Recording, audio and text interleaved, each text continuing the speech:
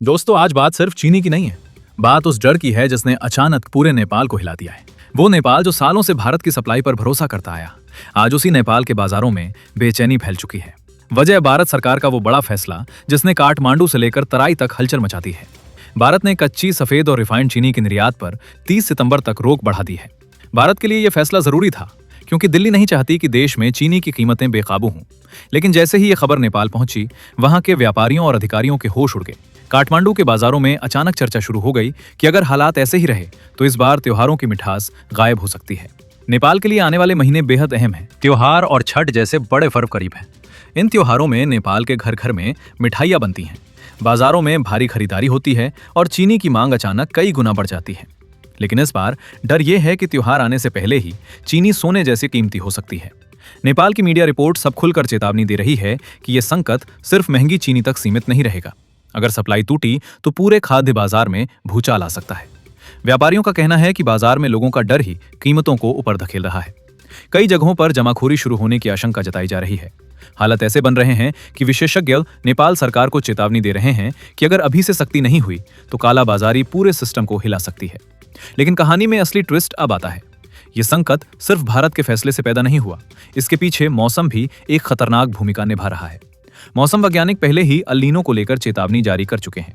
डर यह है कि दक्षिण एशिया के कई हिस्सों में सूखे जैसी स्थिति बन सकती है। अगर ऐसा हुआ तो गन्ने की फसल बुरी तरह तबाह होगी और अगले सीजन में चीनी उत्पादन और नीचे चला जाएगा। यानी जो संकट आज दिख रहा है वो आने वाले महीनों में और बड़ा रूप ले सकता है। अब सोचिए नेपाल की स्थिति कितनी कमजोर है।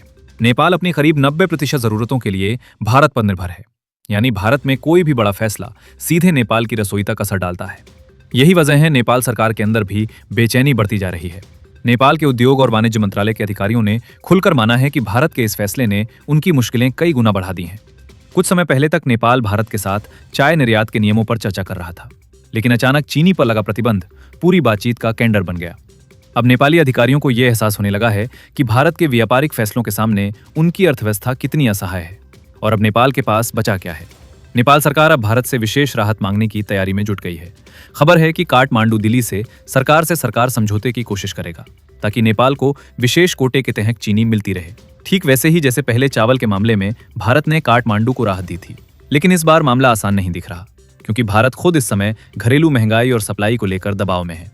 दिल्ली जानती है कि अगर ज्यादा निर्यात हुआ तो देश के अंदर कीमतें बढ़ सकती है।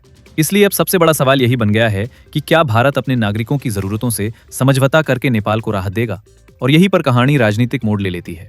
नेपाल वही देश है जिसने हाल के वर्षों में भारत के खिलाफ कई सख्त फैसले लिए। कभी कस्टम ड्यूटी बढ़ाई गई, कभी सीमा पर भारतीय नागरिकों के लिए नए नियम लागू किए गए। ऐसे में अब सवाल उठ रहा है कि जब नेपाल ने खुद दूरी बनाने की कोशिश की तो क्या मुश्किल वक्त में भारत को आगे बढ़कर उसकी मदद करनी चाहिए। वैसे ये पहली बार नहीं है जब नेपाल इस तरह के संकट में फंसा हो। सितंबर 2023 में भी जब भारत ने चीनी निर्यात रोका था, तब नेपाल में कीमतें रातों रात 30 से 40% तक उछल गई थी। हालात इतने खराब हो गए थे कि नेपाल को जल्दबाजी में भारी मात्रा में चीनी आयात करनी पड़ी थी।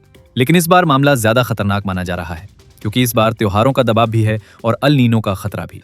अब नेपाल के बाजारों में सिर्फ एक ही सवाल घूम रहा है, भारत ने राहत नहीं दी तो क्या इस बार नेपाल के त्योहार फीके पड़ जाएंगे। और अगर हालात और बिगे तो क्या आने वाले समय में नेपाल को हर जरूरी चीज के लिए भारत के सामने झुकना पड़ेगा। क्योंकि ये सिर्फ चीनी का संकट नहीं, ये उस सच्चाई का आईना है जिसने नेपाल को दिखा दिया है कि भारत से दूरी बनाना जितना आसान दिखता है उतना है नहीं। नेपाल इस समय सिर्फ चीनी की कमी से नहीं डर रहा, असली डर उस भविष्य का है जहां उसे हर जरूरी चीज के लिए भारत के सामने हाथ फैलाना पड़ सकता है। यही वजह है कि काठमांडू में अब सिर्फ बाजार नहीं, राजनीति भी गर्म होने लगी है। क्योंकि नेपाल को अब समझ आने लगा है कि भारत के साथ रिश्ते खराब करने की कीमत सिर्फ बयानबाजी से नहीं चुकानी पड़ती, उसका असर सीधे आम लोगों की रसोई तक पहुंचता है। सबसे दिलचस्प बात यह है कि यह संकट नेपाल की राजनीति को अंदर से बदल सकता है। आने वाले दिनों में वहां दो तरह की आवाजें तेज होंगी। एक गुट कहेगा कि भारत पर निर्भरता कम करनी चाहिए और चीन जैसे दूसरे देशों की तरफ जाना चाहिए। लेकिन दूसरा गुट ये सवाल उठाएगा कि जब सबसे मुश्किल समय आता है तब आखिर नेपाल की मदद कौन करता है। क्योंकि चीन सड़कें और बड़े प्रोजेक्ट दे सकता है, लेकिन रोजमर्रा की जरूरतों के लिए नेपाल आज भी भारत पर ही टिका हुआ है। अब एक और बड़ा खेल शुरू हो सकता है जिसे बहुत कम लोग देख पा रही हैं। नेपाल में कई व्यापारी और बड़े कारोबारी पहले से स्टॉक जमा करना शुरू कर सकते हैं। बाहर से ऐसा लगेगा कि बाजार में अचानक कमी आ गई है, लेकिन असल में डर और अफवाहें खुद संकट को और बड़ा बना देगी। यही वो समय होता है जब आम लोग सबसे ज्यादा परेशान होते हैं। क्योंकि बाजार में सामान मौजूद होने के बावजूद कीमतें आसमान छूने लगती हैं। लेकिन असली खतरा त्योहारों के दौरान दिखेगा। सोचिए, नेपाल में जब घर घर मिठाइयाँ कम बनने लगेंगी, जब बाजारों में पहले जैसी रौनक नहीं होगी, तब ये मुद्दा सिर्फ आर्थिक नहीं रहेगा, ये सीधे जनता के गुस्से में बदल सकता है। और अगर जनता नाराज हुई तो नेपाल सरकार पर दबाव बढ़ेगा कि वो भारत के साथ अपने रिश्तों को फिर से नरम करें। एक और चीज बहुत तेजी से बदल सकती है। अभी तक नेपाल कई बार भारत पर दबाव बनाने की राजनीति करता रहा, लेकिन इस संकट के बाद नेपाल के नेता शायद पहली बार ये महसूस करेंगे कि भारत के साथ टकराव दिखाना आसान है,